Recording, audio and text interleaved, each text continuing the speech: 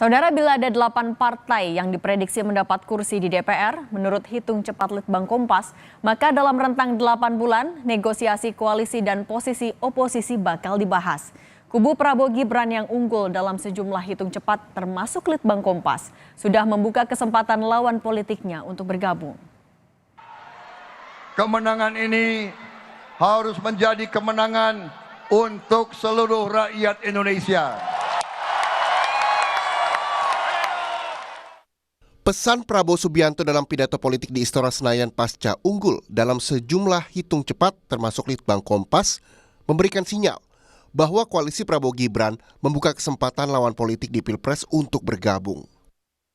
Sinyal ini dipertegas keponakan Prabowo, Rahayu Saraswati, yang adalah Wakil Ketua Umum Partai Gerindra.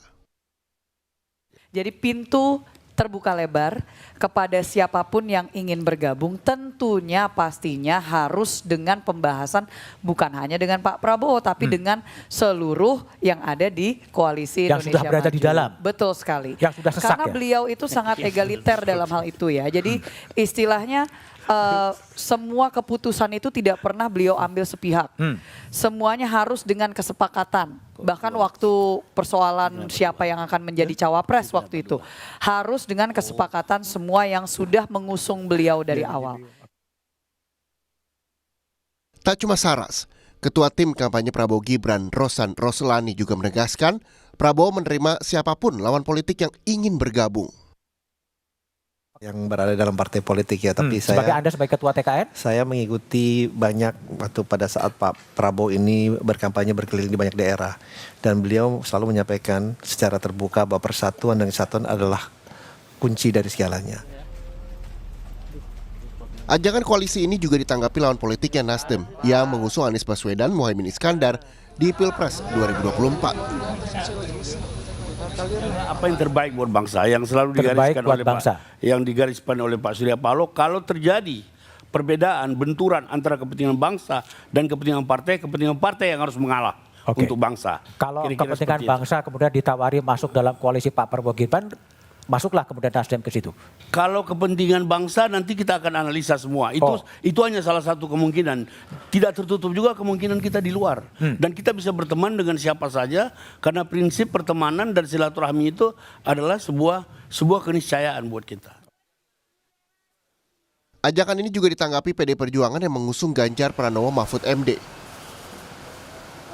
Ya, dari periode kedua Pak Jokowi ketika kekuasaan terlalu terpusat, itu kan muncul suatu kemampuan untuk melakukan manipulasi.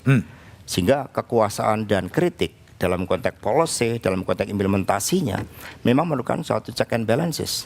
Ketika PDI Perjuangan berada di luar pemerintahan tahun 2004-2009, kami banyak diapresiasi karena kontribusi terhadap peningkatan kualitas demokrasi itu sendiri.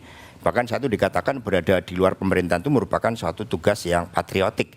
Bagi apa? Pembelaan terhadap kepentingan rakyat itu sendiri. Dan suara-suara sekarang ini kan makin besar. Bila merujuk pada hasil hitung cepat Litbang Kompas, 8 partai yang sudah memastikan kursi di DPR, koalisi Prabowo Gibran menguasai kurang dari separuh kursi di parlemen. Golkar, Gerindra, Demokrat, dan Partai Amanat Nasional baru mengumpulkan suara 42,8%. Sementara suara PD Perjuangan, Partai Kebangkitan Bangsa, Nasdem, Partai Keadilan Sejahtera memiliki jumlah suara 45,43%. Bila Partai Persatuan Pembangunan berhasil masuk di saat penghitungan final di Komisi Pemilihan Umum, maka bandul kekuatan koalisi atau oposisi yang dominan di DPR bakal terbentuk. Analis politik dari Universitas Paramadina, Ahmad Hoirul Umam, menganalisa ada gejala bahwa kubu koalisi bakal lebih banyak dibanding yang oposisi. Situasinya tidak mudah dan besar kemungkinan saya menduga Mbak Disti Akan menolak atau menerima? Partai-partai yang ada di kubu 01 dan juga kubu 03 akan mencoba untuk melakukan negosiasi. Yang memiliki gen politik kuat untuk menjadi oposisi tampaknya Mas Seno di PDIP. Selebihnya saya berkeyakinan betul melihat karakter perilaku politik akan menggunakan momentum ini dari masa saat ini sampai rekapitulasi KPU ada beberapa yang mau menyelamatkan kursinya sampai nanti di 20 Oktober 2024 waktu pelantikan capres-cawapres terpilih akan dijadikan sebagai momentum untuk negosiasi dan kompromi. Mereka akan merapat. Sinyal-sinyalnya sudah ada. Satu lagi gejala yang kini sedang diamati masyarakat. Apakah pertemuan Megawati Soekarno Putri, Ketua Umum PDIP dengan Presiden Joko Widodo bakal terwujud? Jokowi yang meminta bantuan Sultan Hamengkubuwono ke-10 untuk menjembatani pertemuan ini menanggapi dengan diplomatis. Yang namanya silaturahmi dengan semua tokoh-tokoh bangsa itu sangat baik. Untuk negara ini sangat baik. Ya. Sementara itu, Sultan sudah dijadwalkan pihak PDIP untuk bertemu Megawati. Meski pihak PDIP menolak bahwa pertemuan itu permintaan Jokowi. Saya hanya minta tolong, dalam arti minta tolong. Yang minta tolong itu memberitahu enggak. Kalau enggak memberitahu kan tugas saya enggak bisa melakukan apa-apa. Ya kan?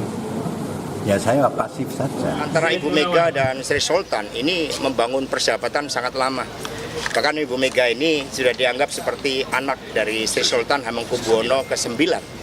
Maka kedua tokoh yang mengedepankan sikap kenegarawanan ini akan lebih mementingkan bagaimana menjaga hak-hak rakyat yang berdaulat.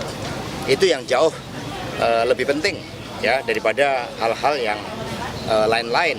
Maka sebagai tokoh reformasi penandatangan deklarasi Ciganjur, kami memang merancang ya pertemuan antara Ibu Mega dan Sri Sultan, tetapi ini bukan karena permintaan Pak Jokowi. Masih ada 8 bulan melihat partai-partai lawan politik Prabowo Gibran bermanuver. Apakah rela beroposisi atau pilih menjalin hubungan dengan lawan politik di Pilpres 2024? Tim Liputan, Kompas TV.